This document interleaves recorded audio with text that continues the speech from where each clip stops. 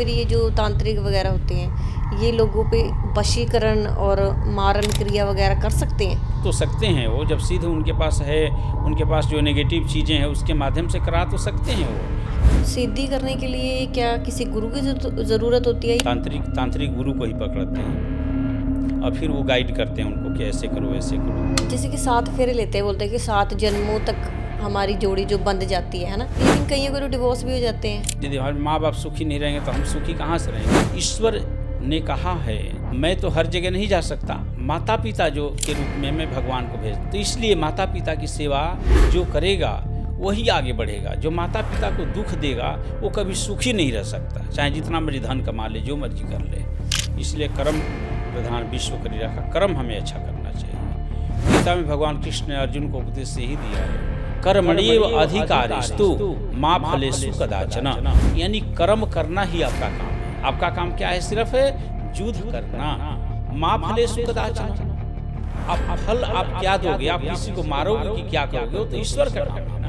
जो मांगलिक होता है वो मांगलिक से ही शादी कर सकता है, और अगर किसी और से करता है तो उनकी मौत हो जाती है, या फिर उनको कोई बीमारी लग जाती है, या फिर वो एक कभी ग्रो नहीं कर पाते। हाँ जी, मांगलिक यदि भारी है, दूसरे पार्टनर भी जो हैं उनको भी मांगलिक होना चाहिए, तो करें तो ज़्यादा अच्छा है। जब गर्भ में बच्चा होता है उसकी आत्मा जो होती है वो गर्भ में ही बन जाती है, या फिर जब वो जन्म लेता है बाहर आता है तब उसके अंदर आत्मा आती है? यदि आत्मा शरीर में नहीं होगी तो शरीर अधूरा है, शरीर बेकार है। फिर तो शरीर बोल ही नहीं सकता, उठ नहीं सकता, चल नहीं सकता, घूम नहीं सकता, फिर नहीं, कोई काम ही नहीं कर सकता शरीर आत्मा के, तो साथ ही साथ आत्मा होती है। लेकिन शिव को महादेव क्यों कहा गया? इस सभी देवताओं का, सबका भगवान शंकर के अंदर, ओम के सब अंदर ही सबका निवास हो, ओम में ही सब समा जाते हैं। लेकिन कहते हैं कि महादेव ही सृष्टि को खत्म करेंगी।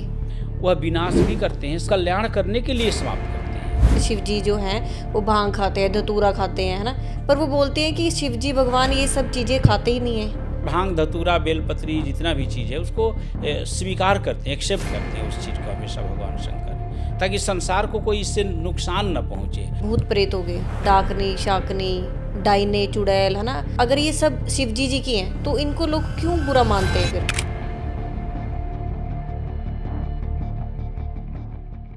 आपका बहुत बहुत स्वागत है हमारे वाह पॉडकास्ट चैनल में। धन्यवाद जी।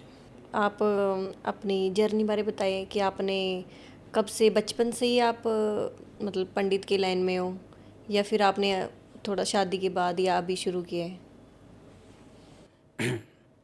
एक तो वाह चैनल जो आपका है, मैं धन्यवाद करता हूँ कि आपके माध्यम से आज समाज को हमें शिक्षा देने का या समाज को जागरूक करने का हमें मौका मिला है।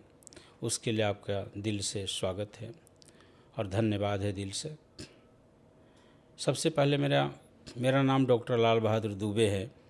मेरा जन्म 10 जून 1974 का, 74 का, और मैं 92 में आया था, 1992 में चंडीगढ़ आया था। उस टाइम में +2 करके आया था। पहले आप कहाँ रहते थे? मैं बिहार से बिलोंग करता हूँ। बिहार से? जी जी जी। तो वहाँ से मैं आया, उस टाइम पढ़ता था मैं, और इसके बाद सारी पढ़ाई यहीं से मैंने की। फिर बाद में इसके बाद मैंने शास्त्री किया। +2 के बाद उपशास्त्री कहते हैं हम संस्कृत में +2 को, उपशास्त्री करके आया था। फिर शास्त्री किया, फिर शास्त्री ऑनर्स किया, फिर मैंने आचार्य किया व्याकरण से, MA, जिसको इक्वल MA कहते हैं। इसके बाद फिर मैंने PhD की। तो यहीं से सब कुछ हुआ। तो 92 में मैं आया था चंडीगढ़ में।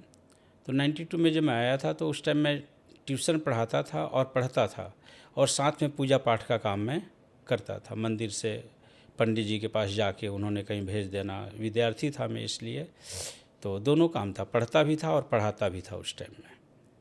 तो इसके बाद फिर मैं 96 में शास्त्री किया, शास्त्री ऑनर्स किया, BA ऑनर्स, शास्त्री ऑनर्स। उसके बाद मैं श्री राधा कृष्ण मंदिर सेक्टर 18 में पुजारी के पद पर मैं यहाँ उपस्थित हुआ, मंदिर वालों ने रखा। तो उस समय से अभी तक मैं उसी मंदिर में हूँ। PhD करने के बाद आपने सोचा नहीं कि आपको कुछ डॉक्टर बनना चाहिए, या किसी अच्छे बड़े हॉस्पिटल में आपको नौकरी करनी चाहिए? नहीं, कॉलेज में कर सकता था नौकरी, कॉलेज में पढ़ा सकता था मैं नौकरी, क्योंकि टीचिंग लाइन थी ना। हाँ, इसलिए बेटे 2 तरह से PhD होता है। जब PhD कोई भी करता है तो डॉक्टर ऑफ फिलॉसफी कहते हैं ऐसे उनको, पीएचडी को, तो डॉक्टरेट का डिग्री सिर्फ लगता है, बाकी वो वाले डॉक्टर नहीं है, पढ़ाने वाले होते हैं।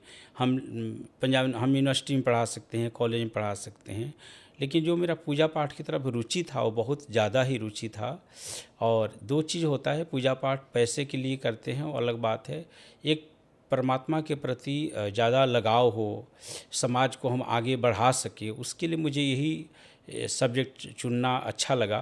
पूजा पाठ के माध्यम से, कर्मकांड के माध्यम से, जन्मपत्री ज्योतिष के माध्यम से मैं ताकि अधिक से अधिक लोगों को जागरूक कर सकूं, मेरा शुरू से ही ये ध्यान था।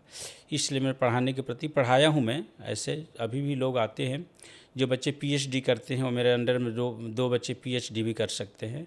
मैं एमए को पढ़ाता भी था, लेकिन निस्वार्थ, निःशुल्क, कोई पैसे लेके नहीं, गुरु दक्षिणा नहीं लेते हाँ, आप? कोई गुरु दक्षिणा नहीं, कुछ ऐसे कोई सेवा कर दिया अलग बात है, अदरवाइज मैं कभी किसी से ही नहीं। मैं ट्यूशन भी जब पढ़ाता था तो मुझे याद है मैं को ये फीस अपना फिक्स नहीं रखा था, जो बच्चे दे दिए ठीक है, नहीं भी दिए ठीक है, उससे मेरा गुजारा चल जाता था उस टाइम में। तो ज़्यादा मैंने ही अपने जीवन में देखा कि निस्वार्थ भावना से सेवा करें तो कोई कमी भी नहीं रहती, और वो जिसकी सेवा करे वो भी आगे बढ़ता है, हम खुद भी आगे बढ़ते हैं, ईश्वर हमें अपने देने वाले हैं। जी जी, इसलिए देते हैं। जैसे आपने बताया कि आप कुंडली वगैरह भी देखते हैं, तो ये जो कुंडली में हमारे ग्रह होते हैं, कुंडली एक तो ग्रह हमारे जो होते हैं वो सच होते हैं, या ये कुंडली कैसे बनती है? मतलब कुंडली जब बच्चा पैदा होता है तभी से कुंडली बननी शुरू होती है ना? जी, कुंडली के बारे में ये है, एक तो जन्मपत्री जो है कुंडली, ये विज्ञान है, प्रॉपर विज्ञान है, जो साइंस जो है विज्ञान है, और कुंडली बहुत ही सटीक होती है। इस कुंडली को देखने से हम भूत, भविष्य, वर्तमान तीनों चीज़ के बारे में बता सकते हैं। ये कुंडली का मतलब कितना सच है कुंडली में? मतलब जो बोलते हैं, अगर हम किसी को कुंडली दिखाने जाते हैं तो वो कुंडली देख के ही हमें बता देते हैं कि हमारी शादी कब होगी, हमारे बच्चे कितने होंगे, या हम कितना पढ़ेंगे, या हम बाहर चले जाएंगे, मतलब फ़ॉरेन चले जाएंगे। तो इस कुंडली में क्या पूरा सच लिखा होता है? ये कुंडली पूरा सच है, बस बताने के वाले के ऊपर डिपेंड करता है, उनकी क्या स्टडी है, उन्होंने कितना अध्ययन किया है उसके बारे में।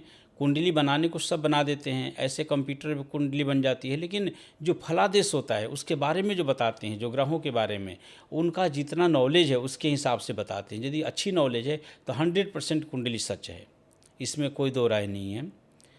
और कुंडली के जो ग्रह हैं वो कैसे बनते हैं, क्या बनते हैं, कहाँ से आते हैं, तो हमारे कर्म के अनुसार कुंडली है। जैसा हम पिछले जन्म में जो हमने कर्म किया है उसके हिसाब से हमें कुंडली में ग्रह वहाँ पे ग्रह स्थित पहले से ही हैं, उसके बारे में सिर्फ हमें बताना है कि कौन ग्रह कहाँ है, कैसे हैं।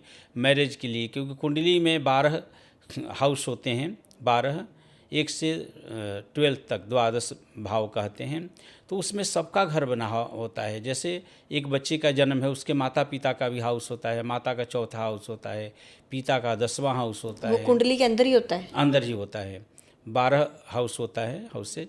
तो उसमें से सबके अंदर भाई बहन का घर होता है, मैरिज लाइफ का। इसलिए हम बता पाते हैं कि आपकी मैरिज लाइफ कैसी है, ठीक है ना, कैसा रहेगा, आप मंगलिक हैं नहीं मंगलिक हैं, उसके बारे में भी हम बात कर सकते हैं। तो मंगलिक के बारे में भी कि मंगलिक है नहीं, मंगलिक की शादी मंगलिक के साथ हो। हाँ, मंगलिक भी कितना % है मंगलिक, ये भी हाँ, मंगलिक ये कई प्रकार के होते हैं। मांगलिक दोष जो होता है, ये जो बोलते हैं हमारी कुंडली में, इसका क्या क्या महत्व है कि जो मांगलिक होता है वो मांगलिक से ही शादी कर सकता है, और अगर किसी और से करता है तो दूसरा पर्सन होता है, या लेडीज़ हो या जेंट्स हो, तो उनकी मौत हो जाती है, या फिर उनको कोई बीमारी लग जाती है, या फिर वो कभी ग्रो नहीं कर पाते। ऐसा कुछ नहीं है, जैसे आप कह रहे हैं ठीक है, मंगलिक के साथ शादी हो, लेकिन मंगलिक देखना पड़ता है कि कितना % मंगलिक है वो। जैसे मंगलिक जो है मंगल ग्रह यदि अपनी ही राशि में स्थित हो, मंगल का मालिक होता है वृश्चिक, और मंगल का वृश्चिक मालिक होता है और मेष मालिक होता है। 2 लगन उसके मालिक होते हैं, 2 राशियाँ, मेष और वृश्चिक, जिसको मेष को हम एरीज कहते हैं, ARIES, और वृश्चिक को स्कॉर्पियो कहते हैं। तो उसके जो स्वामी हैं यदि उसी घर में मंगल बैठा हो तो हम ये कहते हैं स्वक्षेत्री होने के कारण, यानी अपनी राशि में बैठा है, अपने घर में बैठा है, अपने हाउस में बैठा है, तो इसलिए मंगल का प्रभाव कोई ज़्यादा नहीं है। वैसे उस स्थिति में यदि लड़की नॉन मंगलिक हो उसके साथ भी हम शादी कर सकते हैं, बगैर उस मंगल की पूजा पाठ उपासना हमें करना चाहिए। तो फिर एक दूसरे की मौत नहीं होती, ना एक्सीडेंट होता है, ना कुछ ऐसा। तो अगर मांगलिक मतलब ज़रूरी नहीं है कि मांगलिक से ही शादी करनी है। हाँ जी, मंगलिक यदि भारी है, बहुत ज़्यादा मंगलिक है, सिंह राशि का मंगल है या और भारी मंगल है, यदि कोई किसी ग्रह से कटता नहीं है मंगल, तो फिर उस दूसरे पार्टनर भी जो हैं उनको भी मंगलिक होना चाहिए, तो करें तो ज़्यादा अच्छा है। अच्छा, तो ऐसे देखना पड़ता है कुंडली दोनों मिला के मैच करके कि सूटेबल मैच है या नहीं। जब गर्भ में बच्चा होता है तो उसकी मतलब कि आत्मा जो होती है वो गर्भ में ही बन जाती है, या फिर जब वो जन्म लेता है बाहर आता है तब उसके अंदर आत्मा आती है? नहीं, गर्भ में ही आत्मा बनती है, तभी तो उसे भूख लगती है, प्यास लगता है, सब कुछ लगता है। जो लगने वाला जो शब्द है वही तो आत्मा है। जैसे हम दोनों आपस में बात कर रहे हैं, जो बात करने की जो पावर है, जो शक्ति है, हम दोनों के अंदर यही आत्मा है। बाकी तो शरीर नश्वर है ऐसे। जी जी। तो आत्मा आत्मा में मतलब जो आत्मा होती है ये कितना सच है? क्योंकि लोग बोलते हैं कि पेड़ों में भी आत्मा होती है, जो छोटे छोटे जानवर होते हैं उनमें भी आत्मा होती है, और जो हमारी आत्मा है ये कितने साल पुरानी हो सकती है? आत्मा तो जन्म के साथ ही आत्मा होती है, क्योंकि जब माँ के गर्भ में जब बच्चा होता है उसके साथ ही आत्मा होती है। यदि आत्मा शरीर में नहीं होगी तो शरीर अधूरा है, शरीर बेकार है। फिर तो शरीर बोल ही नहीं सकता, उठ नहीं सकता, चल नहीं सकता, घूम नहीं सकता, फिर नहीं, कोई काम ही नहीं कर सकता शरीर ना आत्मा के। तो साथ ही साथ आत्मा होती है। आता है जीव, आत्मा लेकर आता है, यानी शरीर आत्मा के बिना अधूरा है और आत्मा भी शरीर के बिना अधूरा है। ये दोनों एक साथ होंगे तभी कार्यान्वित, तभी काम कर सकते हैं। बिना दोनों एक साथ हुए काम ही नहीं कर सकते, इसलिए साथ रहता आत्मा तो। लेकिन मानव आत्मा के बारे में कहा गया है, गरुड़ पुराण के अंदर लिखा हुआ है। गरुड़ पुराण एक शास्त्र है, उसमें जीव क्या है, आत्मा क्या है, उसमें नरक क्या है, स्वर्ग क्या है, प्रेत के बारे में, हर चीज़ के बारे में उसमें लिखा गया है। इसलिए गरुड़ पुराण को बड़ा उत्तम पुराण मानते हैं, शास्त्र मानते हैं हमारे सनातन धर्म के अनुसार। तो उसमें लिखा हुआ है कि अंगुष्ठ मात्र प्रमाणे न, एक अंगूठे का आत्मा शरीर, मानव शरीर की बात कर रहा हूँ, मानव शरीर से एक अंगूठे का आत्मा बाहर निकलता है जब मृत्यु को प्राप्त जीव होता है। मरने से पहले जब निकल जाता है तभी तो मृत्यु होगी। आत्मा को निकले बिना मृत्यु कहाँ से होगी? क्योंकि आत्मा जब तक रहेगा शरीर के अंदर तब तक वह जीव मर ही नहीं सकता। आत्मा निकला और वह जीव मर गया। तो आत्मा क्या है? परमात्मा की शक्ति ही आत्मा है, भगवान की शक्ति ही आत्मा है। जिस प्रकार हम बड़े बड़े आर्टिस्ट होते हैं, यहाँ बड़ी बड़ी मूर्तियाँ बनाते हैं, सुंदर सुंदर, देखने में लगता है कि बस वो बोल रहा है, लेकिन बोलता नहीं, फिर भी नहीं बोलता। हम देखते हैं सामने सुंदर सुंदर घड़े बनाते हैं कुम्हार लोग, आर्टिस्ट लोग, सुंदर सुंदर चीज़ें बनाते हैं, लेकिन बोलता नहीं ना। और भगवान जो बनाते हैं, मानव प्राणी बनाते हैं, जो भगवान ईश्वर जो बनाते हैं, वो बोलता भी है, समझता भी है, सोचता भी है, सोने की शक्ति, सब कुछ है। तो इसीलिए आत्मा को कहा गया कि अजर अमर है, और परमात्मा की शक्ति ही आत्मा है, और हम सबके अंदर आत्मा है, चाहे छोटा जीव हो चाहे बड़ा जीव हो। जैसा जीव है उसके अनुसार साइज अलग है, वो अलग बात है, लेकिन सबके अंदर आत्मा है। जैसे कुछ उच्च कोटि की कुंडलियाँ होती हैं, है ना, उनमें कोई दोष नहीं होता और कुछ नहीं होता, बिल्कुल क्लियर होती हैं, है ना, और उनके भाग्य बहुत अच्छे होते हैं। इस टाइप में इंसान भी वैसे ही होते हैं उनके? जी, ये बड़ा अच्छा प्रश्न है आपका, क्योंकि मानव का कोटि बनाया हुआ है कि कितने प्रकार के मानव प्राणी होते हैं, और वो अपने भाग्य कर्म से भी होते हैं, और कर्म खुद अच्छा भी कर सकते हैं। हम अच्छा कर्म करके भी हम उस श्रेणी में जा सकते हैं। श्रेणी बनाया हुआ है, 1 2 3 श्रेणी, प्रथम श्रेणी, मध्यम श्रेणी, उत्तम श्रेणी, अधम श्रेणी, ये सब श्रेणी बनाया हुआ है मनुष्य मानव प्राणी का।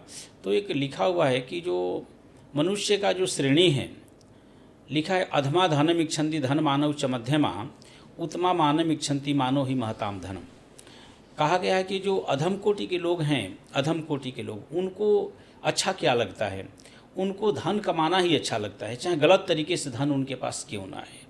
उनको हम अच्छा नहीं मानते, शास्त्र अच्छा नहीं मानता उनको। अधम कोटि के लोग हैं, धन कमाओ और यहीं छोड़कर चले जाओ, ये कौन सी बहुत बड़ी अच्छी बात है?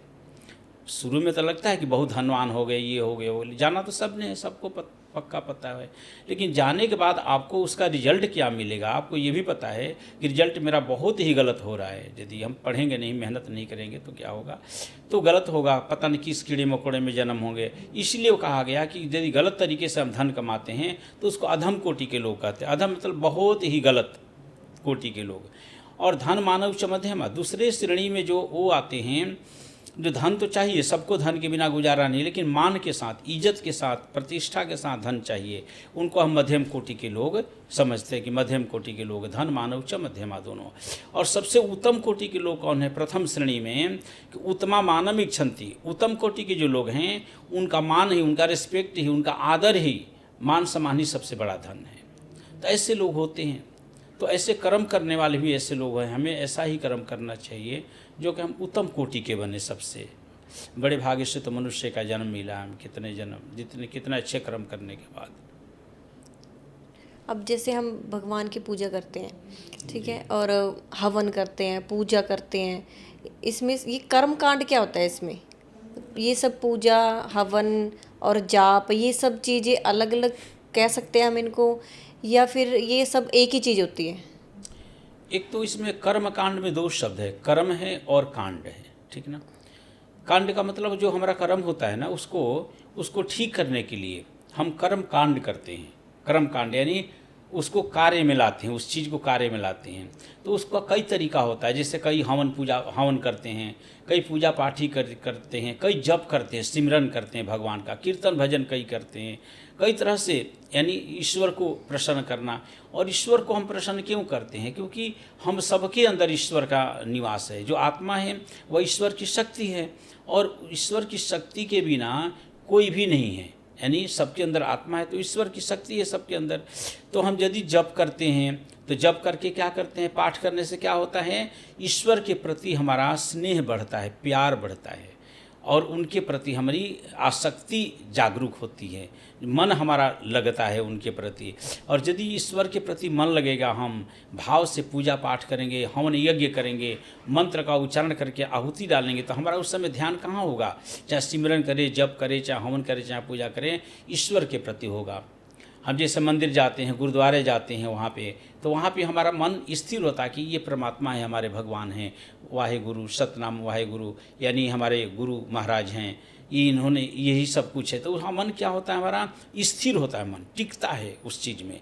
और आप जानते हैं कि कोई भी काम हम मन को स्थिर करके करें, इंद्रियों को, तो वो काम सुचारू रूप से होता है और उसमें बहुत फ़ायदा होता है हमें। तो परमात्मा का नाम जप कर्मकांड हम इसलिए करते हैं कि हमारा जो कर्म है वह खराब न हो, उसको सुधारने के लिए, अपने जीवन को सुधारने के लिए हम कर्मकांड करते हैं, जप करते हैं, सिमरन करते हैं, ताकि हमारा जन्म भी सुधर जाए काम के साथ साथ, ताकि अगला जन्म भी फिर हम मनुष्य जीवन में जन्म मोक्ष की प्राप्ति हो हमारी, इसलिए करते हैं। जैसे जो गुरुद्वारे में होते हैं, मंदिर में होते हैं, मस्जिद में होते हैं, है ना, जिन्हें आप पंडित होते हैं गुरुद्वारे में, जो मंदिर में हाँ, सब होते हैं, जो पाठी होते हैं, तो मतलब ये उच्च कोटि के इंसानों में आते हैं? ये उच्च कोटि के इंसानों में इसलिए आते हैं। ये हम सब जब जन्म होता है तो सब एक ही जैसे होते हैं। अब पता नहीं कि वो पाठी बनेंगे कि पंडित जी बनेंगे, चाहे वहाँ जो मस्जिद के पुजारी बनेंगे, किसी को पता नहीं होता। लेकिन जैसे हम जब बड़े होते हैं तो हमारे पिछले जन्म का जो कर्म होता है उसके अनुसार उनको वो चीज़ मिलता है। अब किसी को पता नहीं है ना जन्म के समय ही कि ये लड़का प्राइम मिनिस्टर बनेगा, लेकिन बन जाता है। तो वो उसका पिछले जन्म का इतना अच्छा कर्म था कि उसने वो, हम एक मंदिर के, बहुत मायने रखता है, एक मंदिर के पुजारी का पद मिला।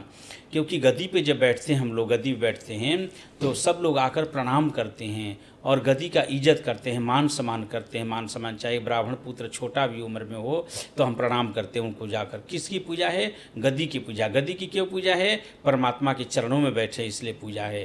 परमात्मा के चरणों में क्या है? मंदिर है। वहाँ क्या है? मंदिर है, मंदिर। उसी प्रकार गुरुद्वारा है, गुरुद्वारा में जाते हैं, पाठी होते हैं, चाहे कम उम्र के हों चाहे ज़्यादा उम्र के हैं, उनको हम प्रणाम करते हैं, आदर करते हैं उनको, पाठी को। उनका गद्दी बनाया होता है, वहाँ बैठते हैं, उनको नमस्कार करते हैं। वैसे जैसे हम चर्च में चाहे वहाँ भी कहीं भी जाते हैं, जो धर्म स्थल हमारा है, मंदिर गुरुद्वारा कोई भी, तो वहाँ हम जाकर पूजा पाठ करते हैं उनकी। तो वो बहुत पिछले जन्म का उनका कर्म अच्छा होता है, यानी उस तरह का कर्म उन्होंने किया हुआ है ताकि आकर वह पाठी बन गए, पुजारी बन गए। कर्म के अनुसार ही निर्भर, क्योंकि लिखा हुआ है कि कर्म प्रधान विश्व करी राखा।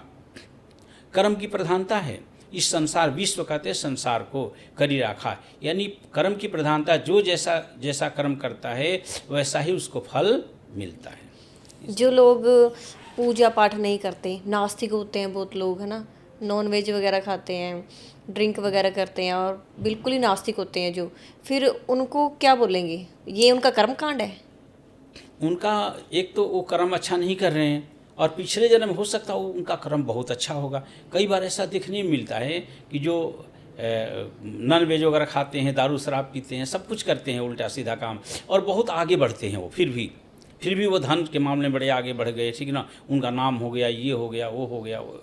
तो वो क्यों होता है? उनका पिछले जन्म का कर्म अच्छा था, लेकिन अब ये जो कर्म कर रहे हैं अपने लिए गड्ढा खोद रहे हैं, वो अपने लिए गड्ढा खोद रहे हैं अगले जन्म में जाने के अगले लिए। जन्म जाने के लिए। अब पता नहीं कौन से जोनी मिलेगा, वो तो ईश्वर को पता होगा, हमें क्या। लेकिन वही कहते गड्ढा खोद रहे हैं। लेकिन ये हम ना सोचे कि वो तो इतना खराब कर्म करके भी बड़ा तरक्की कर गया जी, ये कर गया। कभी ऐसा नहीं सोचना चाहिए। देखो एक छोटा सा एग्जाम्पल देता हूँ, 2 मिनट की है। एक चोर और एक साधु, दोनों दोस्त थे, मित्र थे दोनों। एक चोर था और एक साधु, दोनों की मित्रता हो गई। वही पिछले जन्म का कर्म होगा कि मित्र बन गए दोनों।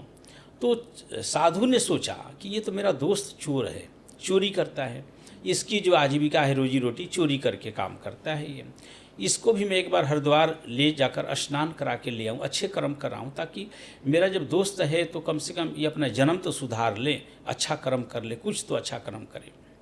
अब वह दोनों, उसने साधु ने कहा कि भाई मैं तुझे हरिद्वार लेकर जाना चाहता हूँ स्नान तीर्थ आदि करने के लिए, स्नान करके हम आते हैं।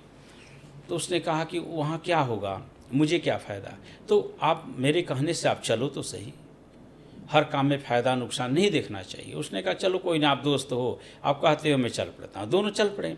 थोड़े दूर रास्ते में गए, थोड़ी दूर ही रास्ते में गए तो क्या हुआ कि उसको, साधु को चोट लगी, आगे पत्थर का टुकड़ा था, ठोकर लगी, चोट लगी।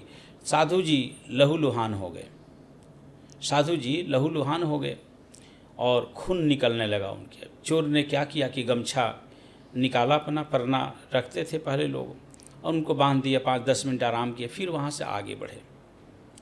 तो चोर ने कहा कि अब आप पीछे चलो, मैं आगे चलता हूँ, चोट लगेगी तो मुझे लगेगी, अब आपको नहीं लगना चाहिए, आप इतने अच्छे कर्म करने वाले इंसान हैं, आपको चोट क्यों लगी।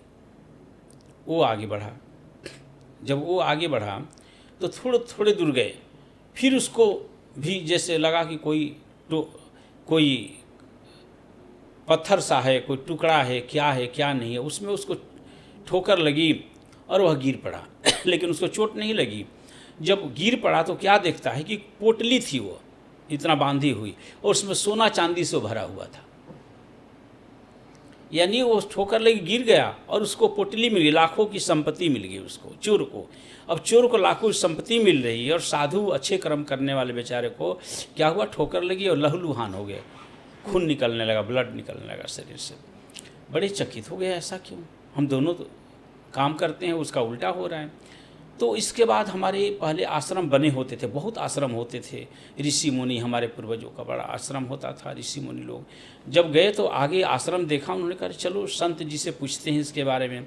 और हमारे सनातन में ऐसे ऐसे संत हुए कि आंख बंद करके आपके वर्तमान भूत भविष्य के बारे में बता देते हैं, इतनी शक्ति थी उनको। और वह शक्ति कहाँ से मिली, वही तप जप, जो मैं कहने सिमरन कह रहा हूँ, सिमरन से, तप जप से बहुत शक्ति मिलती है। तो वही शक्ति वह प्राप्त करते थे। वहाँ गए और दोनों ने अपनी कथा व्यथा सुनाई कि ऐसे ऐसे हमारे साथ हुआ महाराज, मैं तो चोर हूँ, मैं साधु हूँ, मेरे साथ ये हुआ, इनके साथ ये हुआ। उन्हें आंख बंद करी और देखा पिछले जन्म, दोनों के पिछले जन्म के बारे में उन्होंने देखा कि दोनों पिछले जन्म में क्या थे। तो उन्होंने कहा कि साधु जी, जब आपको चोट लगी और लहूलुहान हो गए, आप गिर गए पड़े, बड़ा कष्ट हुआ शरीर को, आपके शरीर को बड़ा कष्ट हुआ, पैर को चाहे किसी भी शरीर के पार्ट को, इसलिए कष्ट हुआ। उस समय आपका इतना अच्छा कर्म था, उस समय आपकी मृत्यु लिखी हुई थी। उस समय क्या लिखा हुआ था, मृत्यु, मरना था आपने, लेकिन आपका इतना अच्छा कर्म था कि आपका थोड़ा सा चोट लग के बचाव हो गया जीवन में, आप बच गए, आपको जीवन दान मिल गया। ये सोचो, परमात्मा ने कितनी कृपा की आपके ऊपर, क्योंकि आपका अच्छा कर्म था। और चोर से बोले कि देखो भाई, उस समय तुम्हें इस पूरे देश का राजा बनना था, तुम्हारा पिछले में इतना कर्म अच्छा था कि उसी समय जब तुम्हें ठोकर लगी और इतना सा धन मिलकर आ गया, राजा बनना था, लेकिन तुम्हारा कर्म खोटा है, तुम कर्म अच्छे नहीं कर रहे हो, इसलिए थोड़ा सा धन मिलकर ही रह गया। तो कहने का भाव ये है कि हमें लगता है दुख कि वो उसने नॉन वेज खा रहे हैं, दारू शराब पी रहे हैं, फिर भी आगे बढ़ रहे हैं। उनका पिछला जन्म का कर्म अच्छा होगा, लेकिन अपना कर्म अगला बिगाड़ रहे हैं वो। इस वजह से हमें ऐसा नहीं करना चाहिए। अभी जैसे आपने बताया कि जप सिमरन किया उन्होंने ना, जो हम जप करते हैं और जप की क्या महत्व है? अब ऐसे तो पंडित पूजा करते हैं, तो वो सुबह की और शाम की पूजा होती है, और फिर हवन भी करते हैं। तो लोग कहते हैं कि हम कहीं कहीं पर भी बैठ जाओ, जैसे अब हम यहाँ बैठे हैं, अब हम जप करेंगे, नाम करेंगे, राम राम राम राम राम करेंगे, और लेकिन वो कहते हैं कि पूजा भी ज़रूरी है, फिर पूजा भी करो, और फिर कहते हैं हवन भी ज़रूरी है, हवन भी करो। तो अब कई लोगों के पास नहीं टाइम होता, वो सिर्फ जप करते हैं। जैसे बोलते हैं कि विवेकानंद जी बोलते हैं कि राधा राधा राधा राधा, मतलब नाम जपो जिसको आप मानते हो। तो नाम जप में पावर है, या फिर भगवान की पूजा करने में पावर है, या फिर हमें हवन करना चाहिए? हवन में इतनी पावर है कि हवन करो। ये जप तप हवन पूजा पाठ सब ईश्वर का ही अंश है, सब एक ही चीज़ है। इसमें थोड़ा सा ये है भाव कि जप तप बीप सदा बरियारा। कहते हैं कि जप तप से, जो जप तप है ये खुला चीज़ है, ये कहीं भी हम कर सकते हैं। और राधा राधा नाम लें आप, भगवान कृष्ण का नाम लें, सतनाम वाहे गुरु नाम लें, कोई भी नाम लें, परमात्मा जिसको आप मानना चाहते हैं। कहते हैं कि हरि अनंत, हरि कथा अनंता। परमात्मा का नाम भी अनंत है, उनकी कथाएं भी अनंत हैं। अनेकों नाम से हम उनको पुकारते हैं। कोई कृष्ण कहता है, कोई वाहे गुरु कहता है, ठीक है ना, कोई राम कहता है, तो कोई घनश्याम कहता है, कोई भगवान शंकर कहता है, कोई ब्रह्मा जी कहता है, कोई माता भगवान तो रानी। एक ही है सब। भगवान तो सब एक ही है, ठीक है ना, वो तो अपने अपने प्रारूप अलग अलग है सिर्फ, तो भगवान एक ही हैं। तो हम जो जाप करते हैं, नाम जाप, ये बड़ा सरल होता है, सुगम होता है, क्योंकि काम करते रहो, नाम लेते रहो, एक दिन हंस पिंजड़ा से उड़ जाएगा। अब नाम लेते हुए सिमरन, आपने बड़ा अच्छा प्रश्न किया कि हम तो कहीं बैठे हैं, जैसे यहाँ बैठे हैं, भगवान का नाम ले सकते हैं, उसके लिए कोई मुहूर्त निकालने की ज़रूरत नहीं, नहा धो के ही नाम लें ऐसा भी कोई ज़रूरत नहीं है। सोते समय, बैठते समय, खाते समय, जाते समय, ऑफिस में काम करते हुए हम भगवान का नाम जप सुमिरन कर सकते हैं। जप सुमिरन करने से क्या होता है, हमारा जन्म सुधरता है, हमारा जो कर्म है वो सुधरता है, हमारा कर्म अच्छा होता है। अब दूसरी बात आ गई पूजा और हवन। पूजा और हवन, पूजा पाठ हवन करने से क्या होता है, जब सुमिरन तो आप कभी भी कर सकते हैं। हवन पूजा पाठ, जैसे मान लो जन्मदिन किसी का है घर में, आपके मैरिज एनिवर्सरी, सालगिरह आपके घर में है, तो वैसे मौका पर जैसे हम पार्टी करते हैं, लोगों को बुलाकर भोजन कराते हैं, हम कहीं जाकर बाहर जाकर खाना खा के आते हैं, तो ऐसे मौका पर थोड़ा सा अपने लिए ही, ये नहीं मैं कहूँगा कि ईश्वर के लिए आप हवन कराएं ना, अपने लिए ही थोड़ा सा समय निकाल कर उसमें हमें अपने से बड़ों को, अपने से जो गुरु होते हैं मंदिर गुरुद्वारे में बैठे हुए, उनको बुलाना चाहिए और बुलाकर हवन पूजा पाठ करना चाहिए। हवन से हमारा क्या होता है, हवन से हमारा कर्म सुधरता है, हवन से भी। और हमारा अगला दिन, हवन से क्या होता है, मन हमारा शांत होता है। हवन से क्या होता है, वातावरण की शुद्धि होता है। हवन से क्या होता है, घर की शुद्धि होता है। हवन से क्या होता है, जो घर के अंदर नेगेटिव चीज़ें हैं हवन पूजा करने से, वो सब बाहर भाग जाती हैं। तो मतलब कि सब जरूरी है, पूजा भी जरूरी है, हवन भी जरूरी है, नाम जप तो जरूरी है। नाम जप तो बहुत जरूरी है, तो कभी भी कर सकते हैं, लेकिन हवन कब समय समय पे करना चाहिए, हवन पूजा पाठ थोड़ा कराना चाहिए। तो इस बहुत फ़ायदा है इन सब चीज़ों का, जो वातावरण की ही शुद्धि कर देती है, नेगेटिव चीज़ को बाहर निकाल कर फेंकते हैं। हवन यज्ञ का इतना उसमें शक्ति है, उस धुआं में, उस सामग्री में इतनी शक्ति है। कई तरह की सामग्रियाँ होती है जो हम इकट्ठा करते हैं। अब जैसे हवन करते हैं, जैसे अब सबको पता है कि जब हवन करते हैं, किसी की शादी, जैसे आप शादी करवाते हो, हवन करते हैं, हाँ जी। 7 फेरे सबको पता है कि 7 फेरे होते हैं, ठीक है, उसका महत्व भी होता है सबको कि क्या महत्व है उसका। तो जो हम हवन करते हैं उसका क्या महत्व है उसमें? जो हम हवन करते हैं उसमें 7 फेरे लेने से पहले हवन करते हैं, और हवन करके हम ये दर्शाना चाहते हैं कि हे परमपिता परमेश्वर, आपकी नाम पर, जो हमारे सनातन धर्म के अनुसार देवताएं हैं, जो देवताओं हैं, कहते हैं देखो 33 करोड़ देवता 88 लाख ऋषि हैं हमारे सनातन धर्म के अनुसार, जो हमें शास्त्र में पढ़ने को मिला है और सच है यही। तो हम सबके नाम पर पहले आहुति देते हैं। आहुति क्यों देते हैं, हवन क्यों करते हैं, आपकी बात प्रश्न बड़ा अच्छा है। हवन इसलिए उस सब देवताओं के नाम कर कि आप लोग आएँ और हमें आशीर्वाद दें, हम आपके नाम पर ही आहुति देते हैं। आहुति क्या, भोजन है उनका। आहुति क्या, भोजन है, शक्ति है, पावर है। हम पहले आहुति देते हैं, उनको बलवान करते हैं, हम अपने देवता को बुलाते हैं, आवाहन करते बुलाते हैं कि आप सब लोग आइए। आहुति के माध्यम ओम प्रजापते स्वाहा, हे प्रजापति जी, ब्रह्मा जी आप आएँ और आशीर्वाद दें बच्चों को, ठीक है ना। स्वाहा का मतलब आइए, ये ग्रहण कीजिए, इसे लीजिए, एक्सेप्ट कीजिए, ठीक है ना। वैसे ही चितंच स्वाहा, अकुतिंच स्वाहा, सूर्याय स्वाहा, भास्कराय स्वाहा, सूर्य भगवान को प्रणाम करता हूँ, चंद्रमा को प्रणाम करता हूँ, इंद्र को प्रणाम करता हूँ, आप आएँ आहुति लें। तो उनको जब हम सबको इकट्ठा करके बुला लेते हैं सबको, जैसे हम शादी में सब लोगों को इकट्ठा करते हैं इसके बाद ही शादी करते हैं ना। ये तो है नहीं कि लड़के को बुलाया शादी कर दिए चल पड़े, नहीं, सबको बुलाते इकट्ठा करते। वैसे ही हम उनको इकट्ठा कर बुलाते हैं उनके आशीर्वाद देने के लिए कि भगवान बच्चों का आशीर्वाद दे, तब हम साथ। तो जब सब लोग इकट्ठा हो जाते हैं, हवन हो जाता है, पूजा हो जाती है, फिर हम फेरे बच्चों को खड़ा करके और प्रणाम करते हुए घुमाते हैं और वेद मंत्र पढ़ते हैं ताकि बच्चों का आशीर्वाद मिले और उनका जो दाम्पत्य जीवन हो है वो सुखमय रहे, दाम्पत्य जीवन मैरिड लाइफ उनकी सुखी रहे। इसलिए हम हवन पूजा पाठ करके तब 7 फेरे लेते हैं। जैसे कि 7 फेरे लेते हैं, बोलते हैं कि 7 जन्मों तक हमारी जोड़ी जो बंध जाती है ना। तो लेकिन कईयों को तो डिवोर्स भी हो जाते हैं। उसमें ये होता है, उसमें भी कर्म का मेन रोल है उसमें डाइवर्स का। एक तो हम जन्मपत्री मिलाते नहीं कई लोग, ठीक है ना, और जन्मपत्री मिलाते हैं, इससे तो मिलाना चाहिए, जन्मपत्री मिलाए बिना नहीं करना चाहिए। कई लोग कहते हैं जन्मपत्री में क्या रखा हुआ है, चलो बच्चों का है जी, करना ही है, बहुत ज़रूरी है। आजकल तो ऐसे ही चल रहा है, हाँ, पसंद ऐसे किया और कर तो लिया। माता पिता भी वहाँ डाउन हो जाते हैं बेचारे, नहीं बच्चे जब बात मानते, तो उस स्थिति में ज़्यादा डाइवर्स होता है। कई बच्चे भी कुंडलियाँ चेंज करा के पहले से ले आते हैं, ठीक है ना, तो उस स्थिति में डाइवर्स होता है। दूसरी बात कि माता पिता की सेवा न करने का, माता पिता की बात नहीं मानने का भी प्रावधान है। कई बच्चे नहीं मानते, कई ताड़ना देते, उसके अभाव में भी हमारी मैरिड लाइफ सुखी नहीं रहती। यदि हमारे माँ बाप सुखी नहीं रहेंगे तो हम सुखी कहाँ से रहेंगे। उसका कई रीजन होता है, कई कारण होता है। इसलिए सबसे बड़ी बात तो ये है कि सबसे बड़े भगवान कौन हैं, हमारे माता पिता हैं। ईश्वर ने कहा है, शास्त्रों में भी लिखा है ये बात कि देखो मैं तो हर जगह नहीं जा सकता, माता पिता जो के रूप में मैं भगवान को भेजता हूँ। भगवान मैं ही, माता पिता ही भगवान है हमारे। जो माँ शब्द कहना हमारी माँ सिखाती हैं। तो इसलिए माता पिता की सेवा जो करेगा वही आगे बढ़ेगा। जो माता पिता को दुख देगा वो कभी सुखी नहीं रह सकता, चाहे जितना मर्जी धन कमा ले, जो मर्जी कर ले। इस वजह से माता पिता तो सबसे बड़े ही देवता है, इसमें कोई संदेह नहीं है। तो हमें जन्मपत्री पर विश्वास करना चाहिए। जन्मपत्री 100% सही है, 100% सही होती जन्मपत्री। ज्योतिष विज्ञान है, विज्ञान भी कई बार फेल हो जाए लेकिन जन्मपत्री फेल नहीं होती।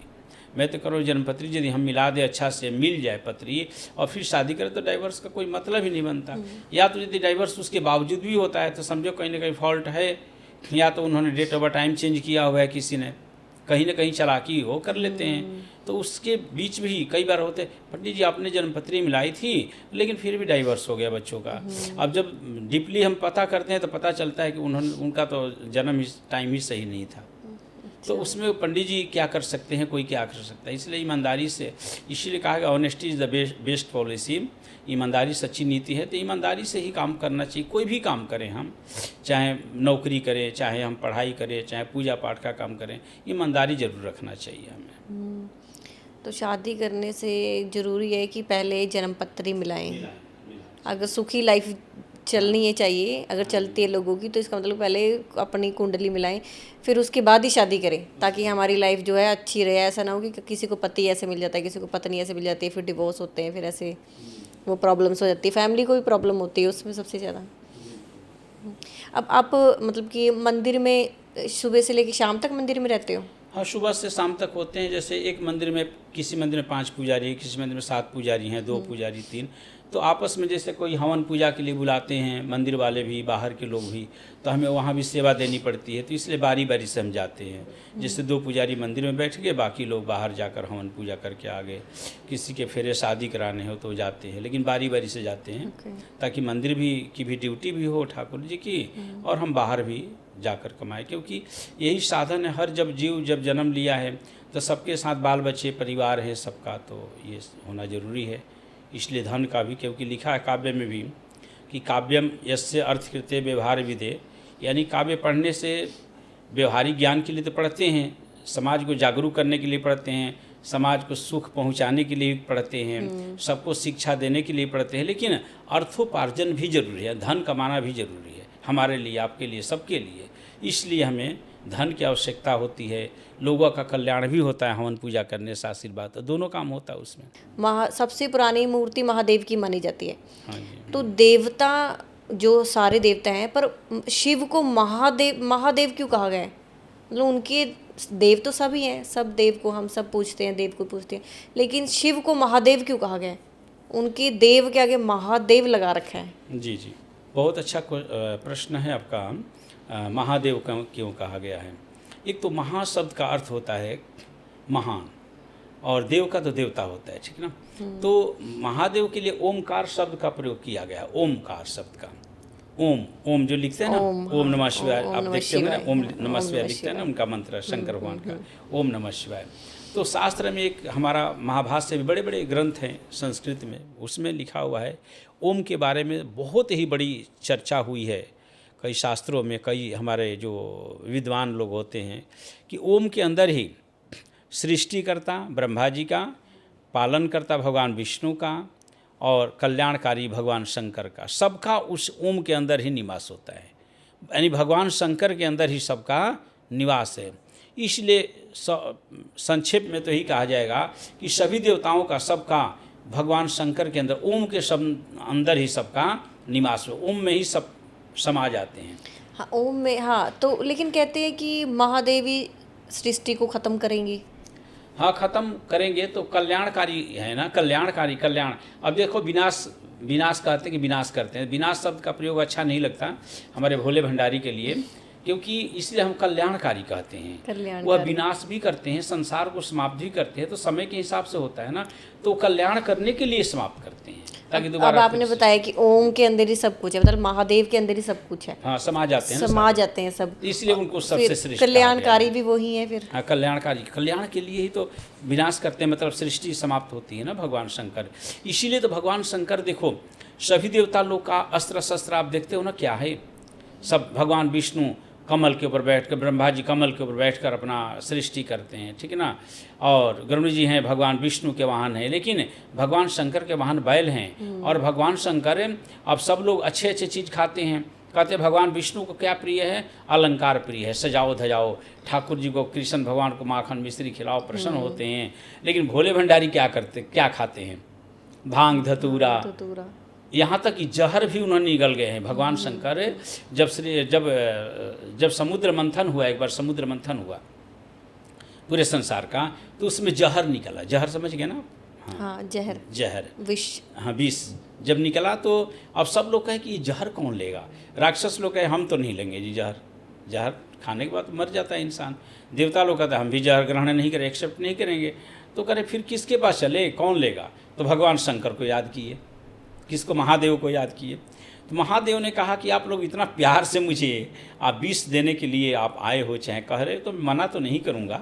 तो भगवान शंकर ने क्या किया, उस जहर को अपने कंठ में ही छुपा लिया, कंठ तक जहर को पी लिया। भगवान शंकर ले लिए कंठ, तो कंठ क्या हो गया? कंठ में ही रख लिया जहर, कंठ नीला पड़ गया।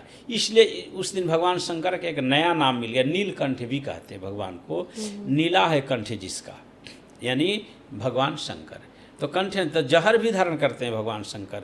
इसलिए भगवान शंकर ने कहा कि देखो आप लोग तो अच्छे अच्छे चीज़ ले लिए, लेकिन अब ये जो हैं, जो निगेटिव चीज़ें होती हैं, जैसे भूत प्रेत, डाकनी शाकनी पिशाचनी, उनको कौन करे? तो भगवान कहते हैं कि मेरे तरफ आने दो सबको। भगवान शंकर ने सबको अपना शिष्य बना लिया। अपनी मंडली में सबको रख लिया भगवान शंकर ने। एक अभी आपने बोला कि भोलेनाथ जो हैं वो भांग धतूरा वगैरह खाते हैं। हाँ जी। लेकिन जो सनातन धर्म के कुछ गुरु हैं जो बहुत फेमस भी है, उनको फूगी बाबा बोलते हैं, ठीक वैसे है, उनका ठीक नाम है, कुछ जी। और है। तो पर वो बोलते हैं कि जैसे कि हम सब बोल रहे हैं कि शिव जी जो हैं वो भांग खाते हैं, धतूरा खाते हैं, है ना। पर वो बोलते हैं कि शिव जी भगवान ये सब चीज़ें खाते ही नहीं हैं, क्योंकि जो लोग भगवान के भक्त हैं, शिव जी के भक्त हैं, वो बोलते हैं कि जो शिव जी हैं वो ये सब खाते हैं तो हम भी खाएंगे, क्योंकि ये तो प्रसाद है, हमारे लिए प्रसाद है, ठीक है। लेकिन वो बोलते हैं कि ये सब खाते ही नहीं है, शिव नहीं, खाते ही नहीं है ये सब। बिल्कुल आपका प्रश्न बहुत अच्छा ही है। देखो भगवान शंकर संसार को उन्होंने दिखाया है कि जो संसार को उन्होंने दिखाया है कि जो भांग धतूरा चाहे ये बेलपत्री जो भी चढ़ता है भगवान शंकर के ऊपर, भगवान शंकर का मैं इसे एक्सेप्ट करता हूँ, स्वीकार करता हूँ इस चीज़ को अपने माथे पे स्वीकार। ये नहीं कि खा के ही दिखाया उन्होंने कि खाया, ऐसा कभी नहीं दिखाया। वो सही कह रहे हैं, खा के नहीं दिखाया, मैंने उनके ऊपर चढ़ता है, उनके ऊपर अर्पण करते हैं, लेकिन मना नहीं करते। कहने का मतलब ये है हम ये सब चीज़ चढ़ाते हैं तो बल्कि उससे प्रसन्न होते हैं। भगवान शंकर का मतलब क्या होता है, कहते हैं भगवान शंकर के प्रेम से प्यार से जो मुझे कुछ दे दे, कोई जो मुझे अर्पण कर दे और उसका भाव शुद्ध है तो उसका मैं कल्याण कर दूंगा, मेरा कल्याणकारी नाम है, इसलिए उसको एक्सेप्ट करते हैं सिर्फ। अब जहर था, विष था, जब कोई नहीं लिया तो भगवान शंकर ने क्या किया, अपने कंठ के अंदर धारण कर लिया उस चीज़ को, ताकि संसार को कोई इससे नुकसान न पहुँचे, समाज को नुकसान न पहुँचे किसी को, इसलिए मैं धारण कर। तो उसी पर भांग धतूरा बेलपत्री जितना भी चीज़ है उसको स्वीकार करते हैं, एक्सेप्ट करते हैं उस चीज़ को हमेशा भगवान शंकर, नेगेटिव चीज़ को। जैसे भूत प्रेत को भी उन्होंने एक्सेप्ट किया सबको। अब सांप को है, सांप को कौन लेता है बताओ आप, सांप से सब डरते हैं और सांप का माला धारण करते हैं। तो मतलब कि जो चीज़ कोई एक्सेप्ट नहीं करता वो हमारे भोलेनाथ जी हाँ, करते भोले, हैं। तो इसलिए तो महादेव कहा गया ना, सब देवताओं से अलग हैं, सब देवताओं से भिन्न है, सबसे महान कहा गया उनको। जैसे कि अभी आपने बताया कि भूत प्रेत हो गए, डाकनी शाकनी, डाइने चुड़ैल, है ना, और भी बहुत बुरी शक्तियाँ जो होती हैं, बहुत बुरी बुरी भी होती हैं। ये सब शक्तियाँ एक तो लोगों का नुकसान भी करती हैं, है ना, लोग इन सब चीज़ों से डरते हैं। फिर इनको अगर ये सब शिव जी की हैं तो इनको लोग क्यों बुरा मानते हैं फिर? देखो ये भूत प्रेत की जो शक्तियाँ हैं ये सच है। ऐसे तो एक तो ये भूत प्रेत की जो शक्तियाँ हैं मनुष्य से बहुत कम मिलती हैं, मिलना नहीं चाहते। जो भूत प्रेत जो होते हैं ना, ये लोग डाकनी शाकनी, ये मनुष्य से, मानव प्राणी से मिलना नहीं चाहते ये, और जो मनुष्य मानव प्राणी भी है वो भी इनसे मिलना नहीं चाहते। पहली बात तो ये है। और वो भूत प्रेत शक्तियाँ, जो नेगेटिव शक्तियाँ, वो कहाँ से आती हैं? भूत प्रेत कहाँ से बनते हैं? डाकनी शाकनी, भूत बैताल, ये सब कहाँ से बनते हैं? ये भी आत्मा है एक तरह से। और ये आत्मा क्या है, जैसे किसी का एक्सीडेंट हो गया, एक्सीडेंट से किसी की जान चली गई, या किसी की हम गति नहीं कराए, वो हुआ, जहर खाकर आत्महत्या करके कोई मर गया, वो फिर गति नहीं होती तो भूत प्रेत पिशाचिनी डाकनी के रूप में घूमते इनको हैं। मुक्ति नहीं मिलती। फिर इनको कब तक मुक्ति नहीं मिलेगी? मुक्ति नहीं मिलती जब तक इनका कर्म होता है कि इतने साल तक घूमना है इन्होंने, तो भ्रमण करते हैं वो। लेकिन भूत प्रेत में एक और चीज़ है कि उनको भूत प्रेत का वो तड़पते हैं हमेशा, भूत प्रेत जाकरी साकरी सब तड़पते हैं वो, और बेचैन सा रहते हैं हमेशा वो। उनको कुछ खाने पीने ये सब चीज़ें नहीं मिलती, क्योंकि लिखा है गरुड़ पुराण के अंदर, गरुड़ पुराण में भी, भागवत महापुराण हमारा है, बहुत बड़ा ग्रंथ है, हम 5वां वेद मानते हैं भागवत महापुराण को। उसमें लिखा है, एक धुंधकारी का आया है आख्यान कि उसमें लिखा है कि भूत प्रेत का जो होता है, चाहे गरुड़ पुराण में भी लिखा है, उनका मुख तो होता है, उनका मुंह होता है, लेकिन उसमें छोटा सा होल होता है, छेद होता है, हवा के सिवा और कुछ नहीं एक्सेप्ट कर सकते, नहीं ले सकते, उसके अंदर जा नहीं सकता। हवा के अंदर सिर्फ हवा ही उनके अंदर प्रवेश करता है, जल भी नहीं पी सकते भूत। ये गरुड़ पुराण के 7वें अध्याय में लिखा हुआ है। गरुड़ पुराण एक हमारा है जिसके नरक स्वर्ग ये सब कुछ बताते हैं, उसमें 7वें अध्याय में है कि वह, इसलिए वो तड़पता है भूत प्रेत। वह तड़पता है कि देखो यहाँ फल जंगल में लगे हुए, लेकिन तोड़ के खा नहीं सकता, तालाब है पानी, लेकिन पानी नहीं पी सकता, वह तड़पता है जीव। जब तड़पता हुआ जीव है और वहाँ कोई आ गया अचानक तो अटैक करेगा ना उसके ऊपर, उसको पकड़ने के चक्कर में पड़ेगा वो। और लोग इनकी सिद्धियां भी करते हैं, जैसे सिद्धियां कर लेते हैं जो तांत्रिक है, इनको बस में कर लेते हैं, और इनसे बहुत तरह के ऐसे काम है जो करवाते हैं, है ना, किसी को बश में करना या किसी को मारन क्रिया करना। ये सब सिद्धियां जो कर लेते हैं और ये सब वशीकरण वगैरह ये सब जो करते हैं, ये सब ये भूत प्रेत फिर कैसे करते हैं? ये एक तो जो सिद्धियाँ करते हैं ये लोग, तांत्रिक लोग सिद्धियाँ कर, तांत्रिक वो दूसरा सब्जेक्ट है। तो तांत्रिक लोग जो सिद्धियाँ करते हैं, एक तो उनको सिद्ध तो कर लेते हैं, बड़े मेहनत करके सिद्ध करते हैं वो। उनको दिन रात एक करना होता है, उसमें कई बार तूफान जैसा भी उनके जीवन में आता है, तूफान, या कई बार वो जो जीव जिसको सिद्ध करना चाहते हैं वो सिद्ध जल्दी नहीं होती। कई बार डरावने सपने आते हैं, ये आते हैं। फिर भी यदि वो सिद्ध कर भी लिए तो सिद्ध करते हैं तो उनका दो लक्ष्य होता है सिद्ध करने का। एक तो ये लक्ष्य होता है कि हम किसी उस शक्ति का हम दुरुपयोग ना करें। तो फिर ये जो तांत्रिक वगैरह होते हैं ये लोगों पे वशीकरण और मारन क्रिया वगैरह कर सकते हैं? नहीं करना चाहिए। ऐसे कर तो सकते हैं वो, जब सिद्ध उनके पास है, उनके पास जो नेगेटिव चीज़ें हैं उसके माध्यम से करा तो सकते हैं वो, और कराते भी। इस कलयुग में तो सब कुछ होता है, लेकिन नहीं करना चाहिए, ये सब सही नहीं है, गलत हो है। सकता है, सब कुछ हो हाँ, सकता हो है। सकता है, होने को तो होता है और सामने भी दिखता है, लेकिन नहीं करना चाहिए हमें ऐसी चीज़ें। तो आपके पास आया कभी ऐसे कि पंडित जी कभी मंदिर में आते हैं लोग कि हमारे बेटी को ऐसे कुछ हुआ है, ऐसे? हाँ, आते हैं लोग, लेकिन हम तो तांत्रिक हैं नहीं, इसलिए हम तो ये तांत्रिक वाला काम नहीं करते हैं। हाँ, नहीं, ठीक करने के लिए आता होगा। हाँ, हम 10 महाविद्या हैं बगलामुखी माता रानी का, तो हमारे कर्मकांड के अंदर भी हैं ये सब चीज़ें। जैसे दुर्गा सप्तशती है, माता रानी का पाठ है, उसके माध्यम से हम ठीक कर देते हैं। लेकिन किसी का यदि किसी ने आपके ऊपर उल्टा भी किया तो उसका हम उल्टा नहीं करते हैं, हम सिर्फ बचाव कर सकते हैं। बचाव का हम क्यों किसी का उल्टा करें, ठीक है ना।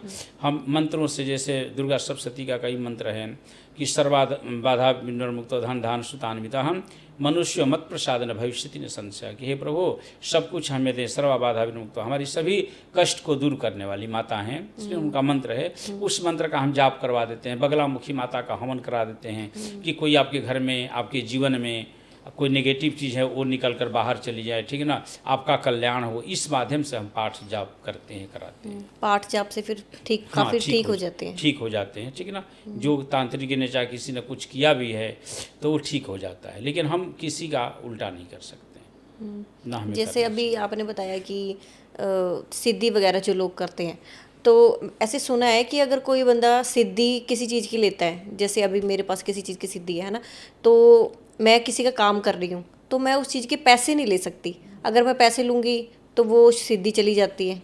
सीधी चल धीरे धीरे सीधी जाती है। कुछ दिन तक तो आपका चलेगा मार्केट, ठीक है ना। जैसे भी आप उस चीज़ को चलाएंगे थोड़े दिन तक तो चलेगा, साल 2 साल 5 साल 10 साल 20 साल भी चल सकता, हो सकता है, ऐसा कुछ है। लेकिन अंत बहुत बुरा होगा। इसलिए जो सिद्धि की प्राप्ति है वो धन कमाने के लिए नहीं होता, वो लोगों के कल्याण के लिए होती है। पर कई लोग तो करते हैं ना ऐसे, हाँ, पैसे कमाने के लिए तो सिद्धि करते हैं, गलत काम करते हैं। उन्हीं को तो अधम कोटि के लोग कहते हैं कि धन जहाँ से मर्जी आए हम धन कमाएं। अब क्या मैं नाम रखूं, जैसे भी है, लेकिन धन जहाँ से मर्जी आए धन कमाएं, ऐसा नहीं करना चाहिए हमें। सिद्धियाँ भी होती हैं, आप धन की जगह नाम कमाओ ना अपना, लोगों का कल्याण करके आपका नाम होगा, नाम कमाओ अपना। हाँ, लेकिन ये शॉर्ट तरीका मतलब पैसे कमाने का। हाँ जी, पर शॉर्ट कम टाइम में ज़्यादा पैसे कमाने का ये सब तरीका। तो फिर अगर उनकी सिद्धि चली जाएगी फिर वो कैसे काम करेंगे? फिर नहीं करेंगे काम लास्ट में नहीं होता। लास्ट में उनको उसी पे कहते हैं कि एक बार नाम हो जाता है किसी आदमी का तो नाम बहुत दिन तक चलता है उसका।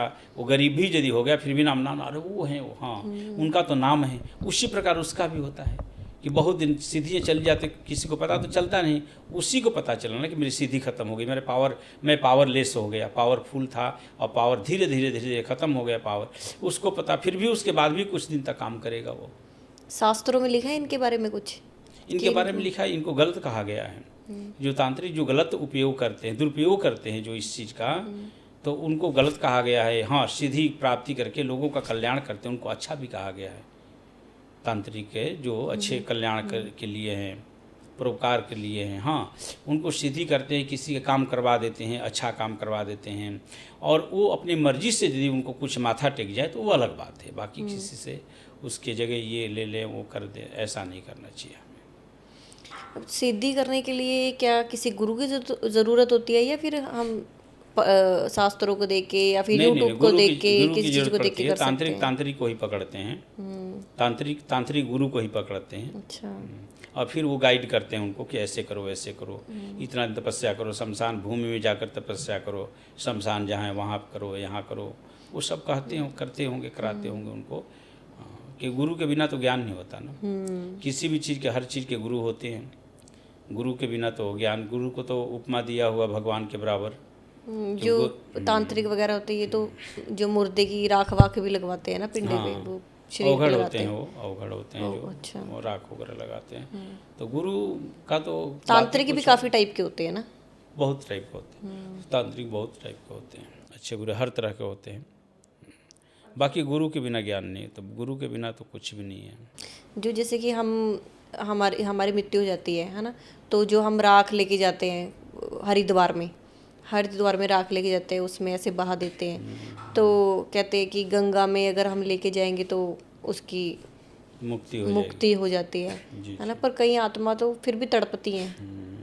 उसमें क्या होता है, वो मुक्ति वाली जो बात है आपका, उसमें ये होता है अस्थि का, हम कहते हैं अस्थि प्रवाह करने जाते हैं। अस्थि प्रवाह करने जाते हैं, जो हड्डी जो हमारे अंदर होती है ना, अस्थि, वो प्रवाह करते हैं हम। तो हमारा ये कर्मकांड के अंदर आता है। जो देखो कुछ ऐसी चीज़ें हैं जो बनाया हुआ है कि हमें अंत्येष्टि संस्कार करना है, चाहे कोई भी हो, चाहे अच्छे कर्म करने वाले हों, चाहे बुरे कर्म करने वाले हो, अग्नि संस्कार तो करना ही होता है हमारे में। अग्नि संस्कार करते हैं उनको। अग्नि संस्कार करने के बाद फिर दूसरे तीसरे दिन वहाँ पे जाकर ठंडा करते हैं उस जगह को, स्थान को। इसके बाद थोड़ी सी पूजा पाठ वहाँ पे होती है, जो नियम है। और इसके बाद अस्थि हम एक कपड़े में इकट्ठा करते हैं, पोटली सा बनाते हैं, गंगा जल से धोते हैं, बनाकर फिर अपने माथे से लगाते हैं, नमस्कार प्रणाम करते हैं, उस जीव को, उस आत्मा को याद करते हैं। फिर हम जाकर अपने धर्म स्थल पर विसर्जन करते हैं, वही प्रवाह करते हैं, अस्थि प्रवाह। तो ऐसा कहा गया शास्त्रों में कि जब तक अस्थि गंगा जी में रहती है तब तक वह स्वर्ग लोक से वापस नहीं लौटता, लेकिन उसमें अपने कर्म के ऊपर निर्भर करता है। हमारा जैसा कर्म हो उसके अनुसार डिपेंड है। जी कर्म के ऊपर कि उसको मुक्ति मिलेगी कि नहीं मिलेगी। कर्म के ऊपर हमारा नहीं मिलेगी तो उसकी आत्मा ऐसी तड़पेगी। कर्म के ऊपर डिपेंड करता है सारा। तो हमें अच्छे कर्म करने चाहिए। जी सारी चीज़। इसलिए कर्म प्रधान विश्व करी रखा, कर्म हमें अच्छा करना चाहिए। गीता में भगवान कृष्ण ने अर्जुन को उपदेश यही दिया है। जब अर्जुन को मोह हो गया, अर्जुन को जब युद्ध करने के लिए अर्जुन गए वहाँ, भगवान कृष्ण ने कहा कि कौरवों के साथ युद्ध करना है आपने। अर्जुन ने कहा कि प्रभु एक बार मैं ये देखना चाहता हूँ कि किस किस के साथ मैंने युद्ध करना है, इसलिए दोनों सेनाओं के सेंटर में, बीच में मुझे मेरे रथ को ले चलो आप। भगवान कृष्ण सारथी बने थे अर्जुन के। तो दोनों सेनाओं के बीच में जब ले गए, उभयो मध्यो, तो दोनों सेनाओं के बीच में जब ले गए तो क्या देखते हैं अर्जुन देखते हैं चारों तरफ गर्दन घुमाया उन्होंने। एक तरफ देखा कि सारे भाई मेरे बैठे हुए हैं, मरने के लिए तैयार है युद्ध के लिए। करे भाइयों को मारकर मुझे क्या मिलेगा प्रभु, भाइयों को मारकर मुझे तीनों लोग का राज्य भी मिल जाएगा, धन मिल जाएगा, ऐसा धन मुझे नहीं चाहिए। इसके बाद दूसरे तरफ गर्दन घुमाए तो देखते हैं कि सारे राजा लोग बैठे हैं, मेरे मित्र आदि सब बैठे। करे इनको मारना है, मैं नहीं करूँगा, युद्ध नहीं करूँगा। तीसरे तरफ देखे कर गुरु हैं, गुरु द्रोणाचार्य बैठे हैं, भीष्म पितामह बैठे हैं, ये सारे ब्राह्मण देवता लोग बैठे, इनको मारकर मुझे क्या मिलेगा, मैं नहीं, ऐसा मैं करूँगा नहीं। चारों तरफ जहाँ भी गर्दन घुमाते हैं अपनों को उन्होंने देखा। किसको देखा? अपनों को। सारे अपने हैं, उनको मैं क्यों मारूँगा, धन के लिए मारूंगा, मैं युद्ध नहीं करूंगा। भगवान कृष्ण को उन्होंने मना कर दिया, युद्ध करने से मना कर दिया। रथ के पीछे जाकर बैठे, गांडीव धनुष रखकर। तो यही श्लोक उन्होंने बताया। भगवान कृष्ण ने कहा कर्म के बारे में कि भगवान कृष्ण अर्जुन को कर्म एव अधिकारस्तु मा फलेषु कदाचन, गीता का ये श्लोक है। कहते हैं भगवान कृष्ण कि हे अर्जुन, कर्मण्येव अधिकारस्तु मा फलेषु कदाचन, यानी कर्म करना ही आपका काम है। आपका काम क्या है? सिर्फ युद्ध करना। मा फलेषु कदाचन, आप फल आप क्या दोगे, आप किसी को मारोगे कि क्या करोगे, वो तो ईश्वर का काम है ना। कर्म करना हमारा काम है बोलने का, इसका मुझे रिजल्ट क्या मिलेगा वो तो ईश्वर के हाथ में है। यदि हम अच्छा कर्म करेंगे तो हमारा रिजल्ट अच्छा ही होगा। यदि हम आम के वृक्ष लगाएंगे पौधा तो आम ही निकलेगा उसमें से ना, बबूल कांटा वाला तो नहीं निकलेगा।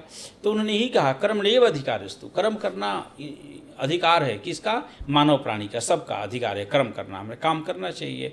माँ फलेषु कदाचन, लेकिन फल की इच्छा को छोड़कर हमें कर्म करना चाहिए, निस्वार्थ भाव से कर्म करना चाहिए, उसी को सुकर्म कहते हैं। तो भगवान कृष्ण ने कहा कि अर्जुन ये सारे पहले से मरे पड़े हैं, आपने मारना नहीं है, आपने एक निमित्त बनना है कि युद्ध किसने जीत लिया, अर्जुन ने, पांडवों ने युद्ध जीत लिया। इसलिए कर्म सबसे प्रधान चीज़ है, कर्मण्येव अधिकारस्तु, इसलिए कर्म करना तो हमारा मेन है। हाँ, वो कर्म किस तरह का होगा हमें तय करना है।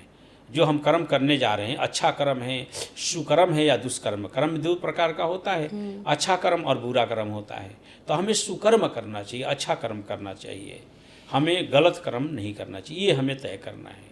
और करेंगे तभी हमारा अगला जन्म सुधरेगा और लोगों को भी हम सुधार सकते हैं। अब जैसे आपने कर्म बताया कि हमें अच्छे कर्म करने चाहिए, ऐसे तो कर्म में जैसे कि हम कीड़े मकोड़े हमसे मर जाते हैं, मक्खियाँ मच्छर ये सब, इन सब को भी नहीं मारना चाहिए, ऐसे लिखा हुआ है।